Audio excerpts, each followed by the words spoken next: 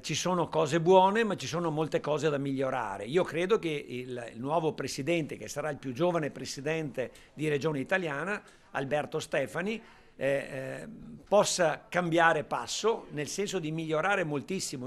È un cambiamento nel segno della continuità di quanto buono fatto finora, quello proposto da Liga Veneta Repubblica, che alle elezioni regionali sostiene la candidatura a presidente di Alberto Stefani, facendo bandiera di un'identità territoriale molto forte e con un programma che prevede tra l'altro interventi decisivi in materia di sicurezza e sburocratizzazione, il tutto in un'amministrazione del Veneto che deve essere più collegiale. Le figure dirigenziali della regione che devono tornare ad esprimere piena responsabilità nelle scelte che li riguardano, quindi senza sudditanza nei confronti del presidente. Il presidente sarà un coordinatore e i direttori saranno coloro che assumono le decisioni. Tra le tante priorità particolarmente sentito è il tema del sociale. Il sociale è stato molto trascurato in questo periodo sia a livello nazionale e quindi è ricaduta nei livelli locali. Il supporto ai comuni sarà essenziale appunto attraverso un piano sociosanitario che risponda alle esigenze dei nostri cittadini.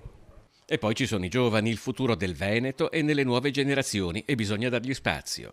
Credere nei giovani, credere nel lavoro, credere nella voglia che abbiamo di lavorare. Quello che ci serve sta veramente nel nostro giardino di casa, quindi basta crederci.